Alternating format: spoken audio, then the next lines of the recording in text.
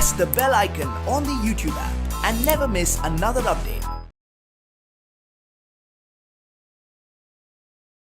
Hello ಮಕ್ಕಳೇ, ಇಂದಿನ ತರಗತಿಯಲ್ಲಿ ನಾನು ಸಮಾಂತರ ಚತುರ್ಭುಜಗಳು ಮತ್ತು ತ್ರಿಭುಜಗಳಲ್ಲಿ 6ನೇ ಲೆಕ್ಕವನ್ನು ನಿಮಗೆ ಮನೆಯಲ್ಲಿ ಮಾಡಿ ಅಂತ ಹೇಳಿದ್ದೆ. ಸೊ ಅದರ ಬಗ್ಗೆ ಇವತ್ತು ಡಿಸ್ಕಸ್ ಮಾಡ್ತಾ ಮತ್ತು ಅಭ್ಯಾಸ 11.3ರಲ್ಲಿ ಇನ್ನೂ ಉಳಿದಿರೋಂಥ ಲೆಕ್ಕಗಳನ್ನ ನಾನು ನಿಮಗೆ ಮಾಡಿ ತೋರಿಸ್ತಿದ್ದೀನಿ.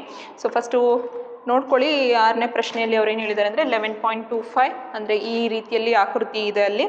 ಸೊ ಅದರಲ್ಲಿ ABCD ಅನ್ನೋದು ಚತುರ್ಭುಜ, ಕರ್ಣಗಳಾದ AC ಮತ್ತು AC ಮತ್ತು BD. ಸೊ ಈ ರೀತಿಯಲ್ಲಿ ಇರುವಂಥ ಏನಪ್ಪ ಅಂತಂದರೆ ಕರ್ಣಗಳಾದ OB ಮತ್ತು OD, OB ಮತ್ತು OD ಸಮವಾಗಿದೆ ಅಂತ ಅವರು ಕೊಟ್ಟಿರುವಂಥದ್ದು ನೀವಿಲ್ಲಿ ಗಮನಿಸಿದ್ರೆ. ಮತ್ತು ಆಗುವಂತೆ ಓನಲ್ಲಿ ಪರಸ್ಪರ ಕತ್ತರಿಸುತ್ತವೆ. ಅವಾಗ AB ಈಸ್ ಈಕ್ವಲ್ ಟು ಏನಂತ ಹೇಳಿದ್ದಾರೆ, CD ಇದೆ ಅಂತ ಹೇಳಿದ್ದಾರೆ. ಆಮೇಲೆ ಸೊ ಈ OB ಮತ್ತು OD, ಈ O ಅನ್ನೋದೇನು ಮಧ್ಯಬಿಂದು ಆಗಿರುತ್ತೆ. ಇಲ್ಲಿ ABಗೆ CD ಪ್ಯಾರಲಲ್ ಆಗಿದ್ರೆ ಅದು that is equal, AB is equal to CD ಅಂತ ಹೇಳಿ ಅವರು ಕೊಟ್ಟಿರುವಂಥದ್ದನ್ನ ನೀವಿಲ್ಲಿ ಗಮನಿಸಬೇಕು. ಸುಳುಹು ಏನಪ್ಪ ಅಂತಂದರೆ D ಮತ್ತು Bಗಳಿಂದ ACಗೆ ಲಂಬಗಳನ್ನು ರಚಿಸಿ ಅಂತ ಹೇಳಿದ್ದಾರೆ. ಇಲ್ಲಿ ಏನು ಮಾಡಿದ್ದಾರೆ ಅಂದರೆ ನೋಡಿ, D ಮತ್ತು B, ಈ D ಮತ್ತು Bಗೆ ಬರೋ ಹಾಗೆ ಒಂದು ಲಂಬಗಳನ್ನ ರಚಿಸಿ ಅಂತ ಹೇಳಿದರೆ ನಾನು ಆಲ್ರೆಡಿ ರಚಿಸ್ಕೊಂಡಿದ್ದೀನಿ. ಅದು ACಗೆ ಲಂಬಗಳಾಗಿ ರಚಿಸಿರಬೇಕು, ACಗೆ ಲಂಬವಾಗಿರ್ಬೇಕು. ನೋಡಿ ಇದಕ್ಕೆ ನೇಮಿಂಗ್ ಮಾಡಿದ್ದೀನಿ, ಇಲ್ಲೂ ಕೂಡ ನೇಮಿಂಗ್ ಮಾಡ್ಕೊಂಡಿದ್ದೀನಿ. ಸೊ ಇವಾಗ ಹೇಗೆ ಇದನ್ನು ಬಿಡಿಸೋದು ಅಂತ ನಿಮಗೆ ಹೇಳ್ಕೊಡ್ತೀನಿ ನೋಡಿ ಮಕ್ಕಳೇ. ಸೊ ಇದರಲ್ಲಿ ನಮಗೆ ಫಸ್ಟ್ ಕಾಣುವಂಥದ್ದೇ ಒಂದು ಚತುರ್ಭುಜ ಕಾಣಿಸುತ್ತೆ, ಅದು ABCD. ಅದನ್ನು ಬರ್ಕೊಂಡಿದ್ದೀನಿ ನಾನು. ABCD ಅನ್ನೋದು ಒಂದು ಚತುರ್ಭುಜ.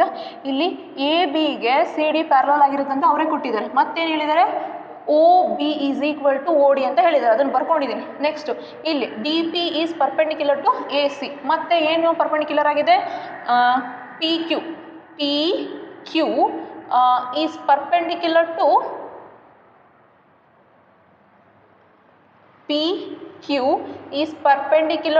AC. PQ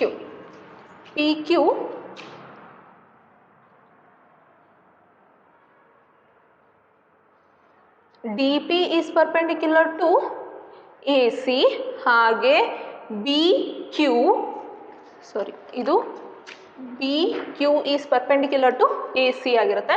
next triangle DPO ಮತ್ತು OBQ, ಇದು ಒಂದು ಮತ್ತು ಇದು ಒಂದು ಏನು ಟ್ರಯಾಂಗಲ್.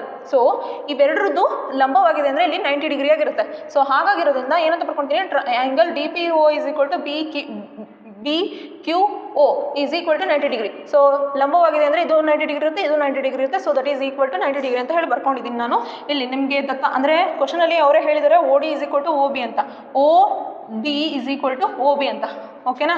ಸೊ ಈ ಕಂಡೀಷನ್ನ ನಾನು ಇಲ್ಲಿ ಬರ್ಕೊಂಡಿದ್ದೀನಿ. ನೆಕ್ಸ್ಟ್ ಏನು ಮಾಡ್ಬೋದು ಅಂತಂದರೆ ನೋಡಿ, DOP ಮತ್ತು BOQ. ಈ DOP ಮತ್ತು BOQ, ಈ BOQ ಮತ್ತು DOP ಹೀಗೆ ಕಾಣಿಸುತ್ತೆ ನಿಮಗೆ ಅದು. ಈಗ BOQ ಇವೇನು ಶೃಂಗಾಭಿಮುಖ ಕೋನಗಳು ಅಂತ ಹೇಳಿ ನಾವು ಕರಿತೀವಿ. ಸೊ ಇದರಲ್ಲಿ ನಮಗೆ ಸಿಗುವಂಥ ಒಂದು ಹಿಂಟು. ಇದ್ರ ಬೇಸಿಸ್ ಮೇಲೆ ಏನಂತ ಬರಿಬೋದಪ್ಪ ಅಂತಂದರೆ ನಾವು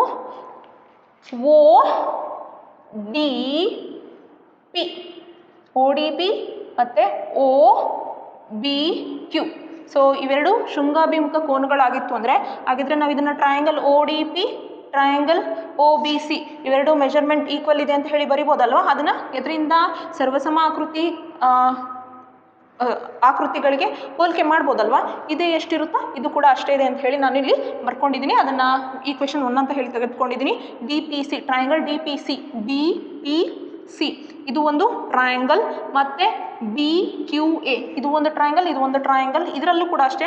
DPO 90 ಡಿಗ್ರಿ ಇದೆ ಅಂದರೆ BQO 90 ಡಿಗ್ರಿ ಇದೆ ಅಂದರೆ, ಸೊ ಇಲ್ಲಿ ನೋಡಿ D P is parallel to ಅಲ್ಲ D P is equal to B Q ಅಂತ ಬರ್ಕೋಬೋದಲ್ವ ನಾವು ಆಲ್ರೆಡಿ ನಾವಲ್ಲಿ ಈ ಪ್ರೂವ್ ಮಾಡಿರೋ ಪ್ರಕಾರ. ಸೊ ಇವೆರಡು 90 ಡಿಗ್ರಿ ಇದೆ ಅಂತ ಹೇಳೋ ಪ್ರಕಾರ ಏನಂದರೆ D P is equal to B Q. So ಇಲ್ಲಿ ಎಷ್ಟಿರುತ್ತೋ ಇಲ್ಲೂ ಕೂಡ ಅಷ್ಟೇ ಮೆಜರ್ಮೆಂಟ್ ಇರುತ್ತೆ ಅಂತ ಹೇಳಿ ನಾವು ಬರ್ಕೋಬೋದು. ಹಾಗಿರೋದ್ರಿಂದ D C is equal to A B, D C is equal to A B ಅವ್ರು ಕೊಟ್ಟರು ಅಂಥದ್ದು. ಅಂದರೆ ಪ್ರಶ್ನೆಯಲ್ಲೇ ಆಲ್ರೆಡಿ ಹೇಳಿದ್ದಾರೆ. ಸೊ ಅದನ್ನು ದತ್ತ ಅಂತ ಹೇಳಿ ನಾನು ಪರಿಗಣಿಸ್ಕೊಂಡಿದ್ದೀನಿ. ಈಗ ನೋಡ್ಕೊಳ್ಳಿ ನಮಗೆ ಈಕ್ವೇಷನ್ 2. ಸೊ ಏನಿದೆ ಈಕ್ವೇಷನ್ 2 ಹೆಂಗೆ ಬಂತು ಅಂದರೆ D P C is equal to A Q B ಅಂದರೆ ಬಿಕಾಸ್ ಎರಡು ಮೆಜರ್ಮೆಂಟ್ ಸೇಮ್ ಇದೆ ಅಂತ ಹೇಳಿ ಬರ್ಕೊಂಡಿದ್ದೀನಿ ಈಕ್ವೇಷನ್ 1 ಮತ್ತು ಈಕ್ವೇಷನ್ 2. ಸೊ ಇವೆರಡನ್ನು ನಾವು ಕೂಡಿಸಿದಾಗ ಬರೋವಂಥದ್ದು ಏನಾಗಿರುತ್ತೆ O D P plus D P C then O B Q plus B Q A. So ಎರಡನ್ನು ಕೂಡೋಣ. ಅಂದರೆ ಇವೆರಡನ್ನು ಕೂಡಿದಾಗ ಏನು ಬರುತ್ತೆ ನೋಡಿ ವಿಸ್ತೀರ್ಣ ಡಿ ಒ ಸಿ ಬರುತ್ತೆ. ಆಮೇಲೆ ಇವೆರಡನ್ನು ಕೂಡಿದಾಗ ಏನು ಬರುತ್ತೆ ಎ ಒ ಬಿ ಬರೋವಂಥದ್ದನ್ನು ನೀವು ಇಲ್ಲಿ ಗಮನಿಸ್ಬೋದು. ಅರ್ಥ ಆಯಿತು ಅಲ್ವಾ? ನೆಕ್ಸ್ಟ್ ಎರಡನೇ ಪ್ರಶ್ನೆ ಕೊಟ್ಟಿದ್ದಾರೆ ನೋಡಿ, ಅಲ್ಲಿ ವಿಸ್ತೀರ್ಣ D O C is equal to ವಿಸ್ತೀರ್ಣ ಎ ಒ ಬಿ ಅಂತ ಹೇಳಿ ಕೊಟ್ಟಿದ್ದಾರೆ. ಇದನ್ನು ಪ್ರೂವ್ ಮಾಡಬೇಕು ನಾವು ಈಸ್ ಈಕ್ವಲ್ ಟು ದಟ್ ಅಂತ ಹೇಳಿ. ಸೊ ಹೇಗೆ ಪ್ರೂವ್ ಮಾಡ್ತೀರಿ? ಇದು ಎರಡನೇ ಪ್ರಶ್ನೆ. D C B is equal to ವಿಸ್ತೀರ್ಣ ಎ ಸಿ ಬಿ. ಸಾರಿ, ಎರಡನೇ ಪ್ರಶ್ನೆ ಇದಲ್ಲ, ನಾನು ಮೊದಲನೇ ಪ್ರಶ್ನೆಯನ್ನು ಇಲ್ಲಿ ಎರಡನೇ ಪ್ರಶ್ನೆಗೆ ಆಧಾರವಾಗಿ ಇಟ್ಕೊಂಡಿದ್ದೀನಿ. D C B is equal to A C B ಅಂತ ನೀವು ಪ್ರೂವ್ ಮಾಡಬೇಕಾಗಿರೋದು. ಅದಕ್ಕೆ ಇದನ್ನು ತೆಗೆದುಕೊಂಡಿದ್ದೀನಿ. ಡಿ ಒ ಸಿ ಅಂದರೆ ನೋಡಿ ಇಲ್ಲಿ ಡಿ ಒ ಸಿ ವಿಸ್ತೀರ್ಣ ಡಿ ಒ ಸಿ ಅಂದರೆ ಏನಂತ ಬರಿಬೋದು ನಾವು? ಡಿ ಒ ಸಿ ಅಂದರೆ ಇಲ್ಲಿ ಎರಡು ಟ್ರಯಾಂಗಲ್ ಇದೆ ಅಂತ ಬರ್ಕೋಬೋದು, ಹೌದಾ? Next O A O B ಇದರಲ್ಲಿ ಎರಡು ಟ್ರಯಾಂಗಲ್ ಇದೆ ಅಂತ ಬರ್ಕೋಬೋದಾ ಅಲ್ವಾ? ಅವೆರಡನ್ನು ಕೂಡಿಸಿದಾಗ ನನಗೆ ಏನು ಬರುತ್ತಪ್ಪ ಅಂತಂದರೆ ನೋಡಿ ಅಲ್ಲಿ ಡಿ ಸಿ ಬಿ ಈ ಟ್ರಯಾಂಗಲ್ ಒಳಗಡೆ ಬರೋ ಅಂಥದ್ದು ಡಿ ಒ ಸಿನ ವಿಸ್ತೀರ್ಣ ಅಂದರೆ ಇಲ್ಲಿ ಎಷ್ಟು ಮೆಜರ್ಮೆಂಟ್ ಇರುತ್ತೋ ಅದರ ಪಕ್ಕದಲ್ಲಿ ಇರೋವಂಥದ್ದು ಬಿ ಒ ಸಿ ಅನ್ನೋ ತ್ರಿಭುಜದ ವಿಸ್ತೀರ್ಣಕ್ಕೆ ಸಮವಾಗಿರುತ್ತೆ. ಆ ಕಾರಣದಿಂದಾಗಿ ನಾವೇನಂತ ಬರಿಬೋದು? ಡಿ ಸಿ ಬಿ ಅಂತ ಹೇಳಿ ಬರಿಬೋದು. ಇವೆರಡನ್ನು ಕೂಡಿದಾಗ ಡಿ ಸಿ ಬಿ ಬರುತ್ತೆ, ಎರಡನ್ನು ಕೂಡಿದಾಗ ನನಗೇನು ಬರುತ್ತೆ ಅಲ್ಲಿ ಎ ಸಿ ಬಿ ಬರುತ್ತೆ. ಇದು ಎರಡನೇ ಪ್ರಶ್ನೆಯ ಉತ್ತರ ಆಗಿರುತ್ತೆ. ಹಾಗೆ ಮೂರನೇ ಪ್ರಶ್ನೆ. ಈಗ ಮೂರನೇದು triangle D C B and A C B. ಇಲ್ಲಿ ನೋಡಿ ಅವರು ಫೈನಲಿ ಏನು ಕೇಳಿದ್ದಾರೆ ಅಂದರೆ ಮೂರನೇ ಪ್ರಶ್ನೆಯಲ್ಲಿ D A is parallel to C B ಆಗಿರಬೇಕು ಅಂತ ನೀವು ಪ್ರೂವ್ ಮಾಡಿ ಅಂತ ಕೇಳಿದ್ದಾರೆ.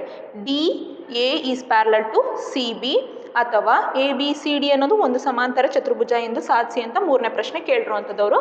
ಆ ಮೂರನೇ ಪ್ರಶ್ನೆ ಸಾಧಿಸೋಕ್ಕೆ ನೀವು ಇಲ್ಲಿ ಏನು ಯೂಸ್ ಮಾಡ್ತಿದ್ರೆ ಅಂದರೆ triangle D C B, triangle D C B ಈ ಟ್ರಯಾಂಗಲ್ ಮತ್ತು ಎ ಸಿ ಬಿ ಇದು ಒಂದು ಟ್ರಯಾಂಗಲ್ ಮತ್ತು ಇದು ಒಂದು ಟ್ರಯಾಂಗಲ್. ಇವೆರಡಕ್ಕೂ ಬೇಸ್ ಏನು? ಒಂದೇ ಬೇಸ್ ಇದೆ, ಹೌದಾ? ಬಿ ಸಿ ಅನ್ನೋದು.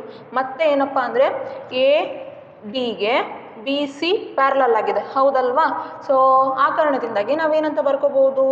So A D is parallel to B C ಅಂತ ಹೇಳ್ಬೋದಲ್ವಾ?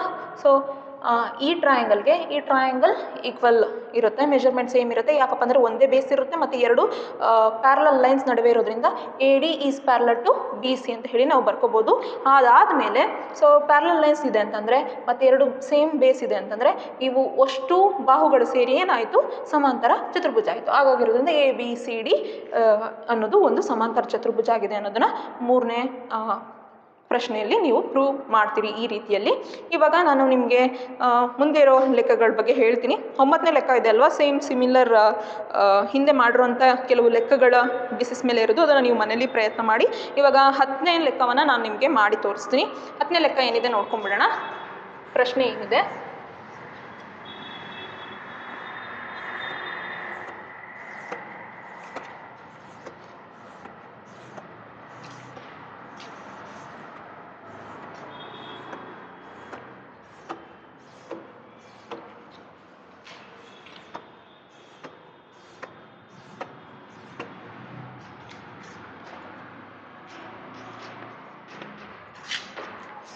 ಓಕೆ, ಫಸ್ಟ್ ಪ್ರಶ್ನೆ ನೋಡ್ಕೊಳ್ಳೋಣ ಮಕ್ಕಳೇ.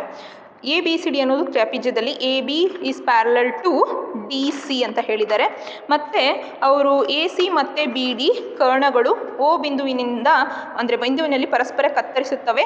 ವಿಸ್ತೀರ್ಣ O A D is equal to ವಿಸ್ತೀರ್ಣ ಬಿ ಒ ಸಿ ಎಂದು ಸಾಧಿಸಿ ಅಂತ ಹೇಳಿದ್ದಾರೆ. ಸೊ ಅದ್ರದ್ದು ಆಕೃತಿ ಹೇಗೆ ಬರುತ್ತೆ ಅಂತ ತೋರಿಸ್ತೀನಿ ನಿಮಗೆ. 10ನೇ ಪ್ರಶ್ನೆನ ಬಿಡಿಸ್ತಾ ಇದ್ದೀನಿ ನಾನು. ಈ ರೀತಿಯಲ್ಲಿ ಆಕೃತಿ ಇರೋದನ್ನು ನೀವು ಗಮನಿಸಬಹುದು. ಈ ರೀತಿಯಲ್ಲಿರುತ್ತೆ, ನಾನು ಬರೀತಿರೋ ರೀತಿಯಲ್ಲಿ A B C D.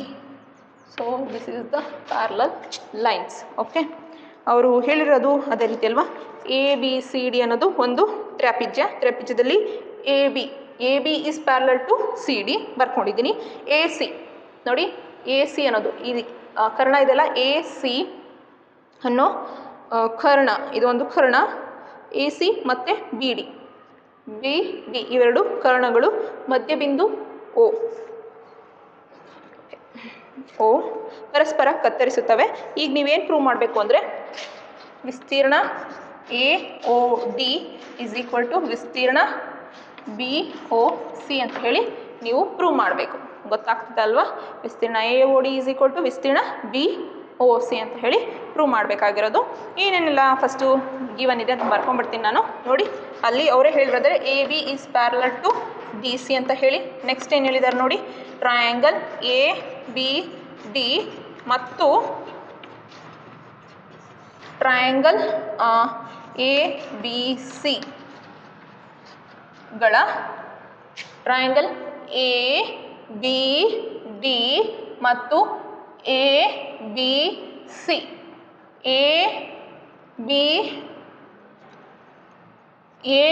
D ಮತ್ತು ಎ ಬಿ ಸಿ ಇದು ಒಂದು ಟ್ರಯಾಂಗಲ್, ಇದು ಒಂದು ಟ್ರಯಾಂಗಲ್. ಇವೆರಡಕ್ಕೂ ಬೇಸ್ ಪಾದ ಒಂದೇ ಇದೆ, ಹೌದಲ್ವಾ?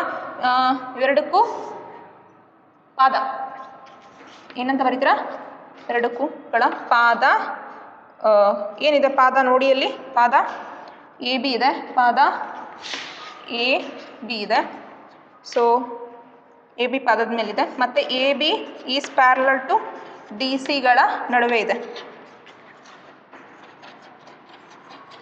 ಡಿ ಸಿಗಳ ನಡುವೆ ಇವೆ, ಹೌದಾ? ಎ ಬಿ ಮತ್ತು ಡಿ ಸಿಗಳ ನಡುವೆ ಇರೋವಂಥದ್ದನ್ನು ನೀವು ಇಲ್ಲಿ ಗಮನಿಸ್ಬೋದು, ಅವ್ರು ಕೊಟ್ಟಿರೋ ಹಿಂಟು. ಸೊ ಅದ್ರ ಬೇಸ್ ಮೇಲೆ ಏನಂತ ಬರೀಬೋದು? ವಿಸ್ತೀರ್ಣ A B D is equal to A B C ಅಂತ ಬರೀಬೋದಲ್ವಾ? ವಿಸ್ತೀರ್ಣ A B D is equal to ವಿಸ್ತೀರ್ಣ ಎ ಬಿ ಸಿ ಅಂತ ಹೇಳಿ ಬರೀಬೋದಾ? ಅರ್ಥ ಆಗ್ತಿದೆ ಅಲ್ವಾ ನಿಮಗೆ? ಸೊ ನೆಕ್ಸ್ಟು ಇವಾಗ ಇದಾದಮೇಲೆ ಏನು ಮಾಡ್ಬೋದು? ನಮಗೆ ಬೇಕಾಗಿರೋದೇನು? ಎ ಓ ಡಿ ಬೇಕು, ಹೌದಲ್ವಾ?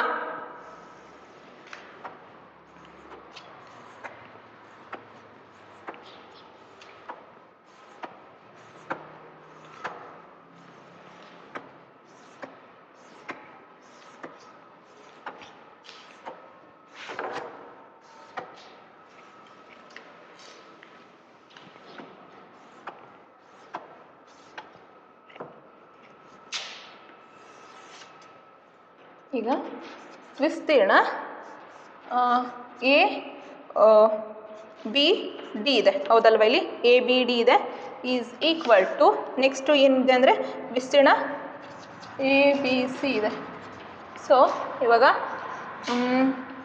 ವಿಸ್ತೀರ್ಣ ಎ ಬಿ ಡಿಯಲ್ಲಿ ಮೈನಸ್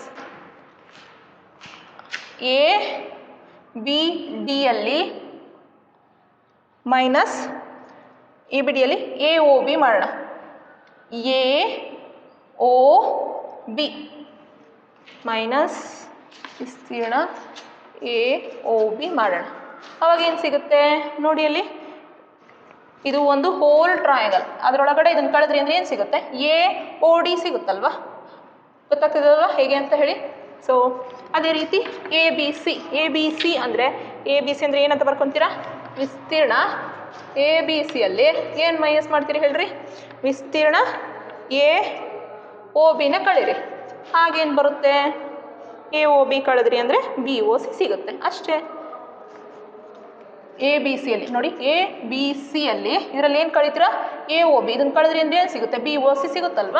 ಹಾಗಾಗಿರೋದ್ರಿಂದ ಏನಂತ ಬರೀತೀರಾ? ದೇರ್ಫೋರ್ ವಿಸ್ತೀರ್ಣ A O D is equal to ವಿಸ್ತೀರ್ಣ. ಇದನ್ನು ಇದರೊಳಗಡೆ ಕಳೆದ್ರೆ ಏನು ಉಳಿಯೋದೇನಲ್ಲಿ? BOC ಅಂಥೇಳಿ ಬರೀತೀರ. ಇದು 10ನೇ ಪ್ರಶ್ನೆಯ ಉತ್ತರ ಆಗಿರುತ್ತೆ. ಗೊತ್ತಾಗ್ತದೆ ಅಲ್ವಾ ಮಕ್ಕಳೇ? ಈಗ 11ನೇ ಪ್ರಶ್ನೆ ಏನಿದೆ ಅಂತ ನೋಡ್ಕೊಂಡು ಅದನ್ನು ಕೂಡ ಬಿಡಿಸ್ಬಿಡೋಣ. ಇದಾಗಿದೆ ಅಂತ ಅಂದ್ಕೊಳ್ತೀನಿ ನಾನು.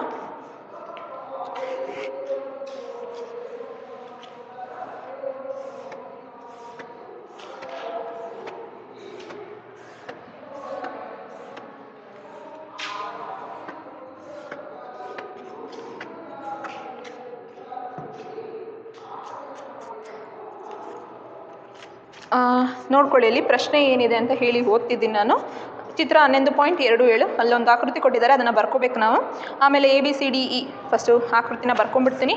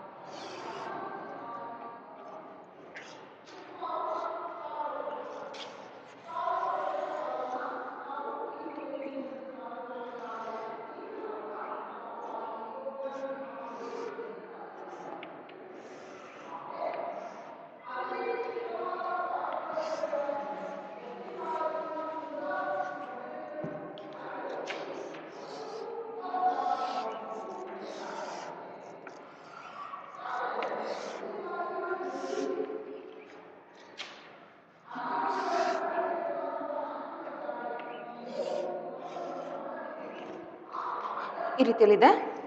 ABFC ಈ ರೀತಿಯಲ್ಲಿ ಒಂದು ಆಕೃತಿ ಕೊಟ್ಟಿದ್ದಾರೆ ನೋಡಿ. ಅಲ್ಲಿ ಏನೇನು ಇಟ್ಕೊಟ್ಟಿದ್ದಾರೆ, ABCDE ಅನ್ನೋದು ಒಂದು ಪಂಚಭುಜಾಕೃತಿ. ಬಿನಿಂದ ACಗೆ ಸಮಾಂತರವಾಗಿ ಎಳೆದ ಸರಳ ರೇಖೆಯು DCಯನ್ನು ವೃದ್ಧಿಸಿದ ಭಾಗವು Fನಲ್ಲಿ ಸಂಧಿಸಿದೆ. ಇಲ್ಲಿ ನೀವು ಎರಡನ್ನು ಬಿಡಿಸ್ಬೇಕಾಗುತ್ತೆ, ಎರಡು ಪ್ರಶ್ನೆಗಳನ್ನ. ACB is equal to ACF ಅಂತ ಹೇಳಿ. ಮೊದಲನೇದೇನು, ACB ಈಸ್ ಈಕ್ವಲ್ ಟು ವಿಸ್ತೀರ್ಣ ACF ಅಂತ ಪ್ರೂವ್ ಮಾಡಬೇಕು. ಫಸ್ಟ್ ಇದನ್ನು ಬಿಡಿಸ್ಬಿಡೋಣ ಇವಾಗ. ಅದಾದಮೇಲೆ ವಿಸ್ತೀರ್ಣ AEDF ಈಸ್ ಈಕ್ವಲ್ ಟು ವಿಸ್ತೀರ್ಣ ABCDE ಅಂತ ಹೇಳಿ ಪ್ರೂವ್ ಮಾಡಿ ಅಂತ ಕೇಳಿದ್ದಾರೆ. ಸೊ ಇವಾಗ ಫಸ್ಟು ಅದನ್ನು ಬಿಡಿಸೋಣ. ಅಲ್ಲಿ ನೋಡ್ಕೊಳ್ಳಿ ಏನೇನು ನಿಂತಿದೆ ಅಂತ ಹೇಳಿ ಬರ್ಕೊಂಬಿಡೋಣ. First AC is parallel to BF. AC is parallel to BF. ಯಾಕಪ್ಪ ಅಂದರೆ ಇದು ಸಮಾಂತರ ಚತುರ್ಭುಜ ಆಗಿರುತ್ತೆ.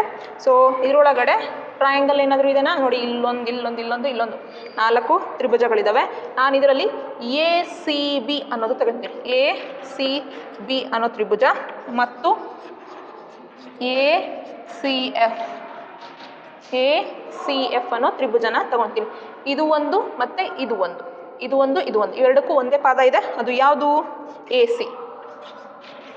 AC ಅನ್ನೋದು ಒಂದು ಪಾದ ಇದೆ, ಮತ್ತು AC ಪಾದ ಇದೆ. ಮತ್ತೇನಿದೆ? ಅವೆರಡು ಯಾವುದರ ನಡುವೆ ಇದೆ ನೋಡಿ ಅಲ್ಲಿ, BF is parallel to AC. ಸಮಾಂತರ ರೇಖೆಗಳ ನಡುವೆ ಇದ್ದಾವೆ, ಹೌದಲ್ವಾ? ಇವೆರಡರ ನಡುವೆ ಇದ್ದಾವೆ. ಆ ಕಾರಣದಿಂದಾಗಿ ಏನಂತ ಬರಿಬೋದು ನೀವು ಫೈನಲ್ ಆಗಿ? therefore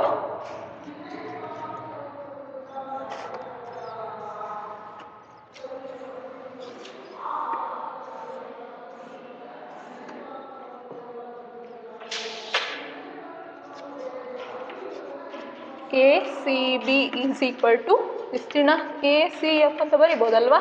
ಸೊ ಈ ಕಂಡೀಷನ್ ಮೇಲೆ ನೀವು ವಿಸ್ತೀರ್ಣ, ಸೊ ಈ ಪಾದ ಎರಡು ಒಂದೇ ಇದೆ ಈ ಎರಡು ತ್ರಿಭುಜಗಳಿಗೆ, ಮತ್ತು ಇದು ಎರಡು BF ಮತ್ತು ACಗಳ ನಡುವೆ, ಅಂದರೆ ಈ ಎರಡು ಲೈನ್ಸ್ಗಳ ನಡುವೆ ಏನಾಗಿದೆ, ಅದು ನಡುವೆ ಇರೋ ಕಾರಣ ಅದನ್ನು ಏನಂತ ಬರಿಬೋದು, ವಿಸ್ತೀರ್ಣ. A C B is equal to ವಿಸ್ತೀರ್ಣ ಎ ಸಿ ಎಫ್ ಆಗಿರುತ್ತೆ ಅಂತ ಹೇಳಿ. ಇದು ಟ್ರಯಾಂಗಲ್ ಮೆಜರ್ಮೆಂಟ್ ಎಷ್ಟಿರುತ್ತೆ, ಇಲ್ಲೂ ಟ್ರಯಾಂಗಲ್ ಮೆಜರ್ಮೆಂಟ್ ಅಷ್ಟೇ ಇರುತ್ತೆ ಅಂತ ಹೇಳಿ ನೀವು ಮೊದಲೇ ಪ್ರಶ್ನೆ ಕಂಡಿಡ್ದಾಗೆ ಆಯಿತು. ನೆಕ್ಸ್ಟ್ ಇದನ್ನೇ ತೆಗೆದುಕೊಳ್ತೀನಿ ನಾನು. ವಿಸ್ತೀರ್ಣ A C B is equal to ವಿಸ್ತೀರ್ಣ ಎ ಸಿ ಎಫ್ ಅಂತ ಹೇಳಿ ಎರಡನೇ ಪ್ರಶ್ನೆನ ಸಾಲ್ವ್ ಮಾಡೋಕ್ಕೋಸ್ಕರ ಅದನ್ನೇ ಹಿಂಟಾಗಿ ಬಳಸ್ಕೊತಾ ಇದ್ದೀನಿ. ಈಕ್ವೇಷನ್ 1 ಅಂತ ಹೇಳಿ ತೆಗೆದುಕೊಳ್ತೀನಿ ನಾನು ಇದನ್ನೇ ಹಿಂಟಾಗಿ ಬಳಸ್ಕೊತಾ ಇದ್ದೀನಿ. ಇವಾಗ ಎ ಸಿ ಎಫ್ ಅಂದರೆ ನೋಡಿ, ವಿಸ್ತೀರ್ಣ ಎ ಸಿ ಎಫ್ ಜೊತೆಗೆ ಪ್ಲಸ್ ವಿಸ್ತೀರ್ಣ A C D E. A C F ಜೊತೆಗೆ ಎ ಸಿ ಡಿ ಇ ಇವೆರಡಕ್ಕೂ ಅರ್ಥ ಆಗ್ತದಲ್ಲ. ಇದು ಟ್ರಯಾಂಗಲ್, ಇದು ಒಂದು ಸಮಾಂತರ ಚತುರ್ಭುಜ. ಅರ್ಥ ಆಗ್ತದೆ ಅಲ್ವಾ? ಸೊ ಅವೆರಡನ್ನ ಕೂಡಿದಾಗ ನನಗೇನು ಸಿಗುತ್ತೆ ನೋಡಿ, ಏನು ಸಿಗಬಹುದು? ಸೊ ವಿಸ್ತೀರ್ಣ ಎ ಇ ಡಿ ಸಿ ಸಿಗುತ್ತಲ್ವಾ? ಎ ಇ ಡಿ ಎಫ್, ಯಾಕಂದರೆ ಟ್ರಯಾಂಗಲ್ ತೊಗೊಂಡಿರೋದಲ್ವಾ. ಸೊ ಡಿ ಎಫ್ ಸಿಗುತ್ತೆ. ನೆಕ್ಸ್ಟ್ ವಿಸ್ತೀರ್ಣ A C F. So A C F ಅಲ್ಲಿ ಏನಂತ ಬರ್ಕೋಬೋದು,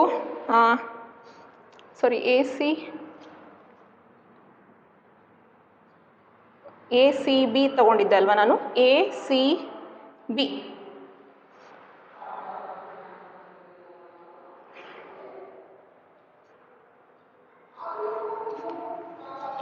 ಎ ಸಿ ಎಫ್ ಅನ್ನೋ ಎ ಸಿ ಬಿ, ಇದು A C F. A C B ತೊಗೊಳ್ಳೋಣ ಫಸ್ಟು. ಎ ಸಿ ಬಿ ಇದನ್ನು ತೊಗೊಂಡ್ವಿ ಅಂತ ಅಂದರೆ ಈಗ ಎ ಸಿ ಡಿ ಇ ಅಂದರೆ ಇನ್ನು ಉಳಿದಿರೋದು ಇದು ಸಿಗುತ್ತೆ. ಈಗ ನೆಕ್ಸ್ಟು ಅದೇ ರೀತಿ ವಿಸ್ತೀರ್ಣ ಎಲ್ಲಿ ಎ ಸಿ ಬಿ ಬರುತ್ತೆ ಮಕ್ಕಳೇ, ಎ ಸಿ ಬಿ ವಿಸ್ತೀರ್ಣ ಎ ಸಿ ಎಫ್ ತೊಗೊಂಡ್ರಿ ಅಂದರೆ ಎಲ್ಲೂ ಕೂಡ ಪ್ಲಸ್ ವಿಸ್ತೀರ್ಣ ಎ ಸಿ ಡಿ ಇ ಮಾಡಬೇಕಾಗುತ್ತೆ ನೀವು. ಆಮೇಲೆ ಎರಡನ್ನು ಕೂಡಿದಾಗ ನಿಮಗೆ ಕೊನೆಯದಾಗಿ ಉಳಿಯುವಂಥದ್ದು A B C D E ಅನ್ನೋ ವಿಸ್ತೀರ್ಣ ಉಳಿಯುತ್ತೆ. ಗೊತ್ತಾಗ್ತದೆ ಅಲ್ವಾ?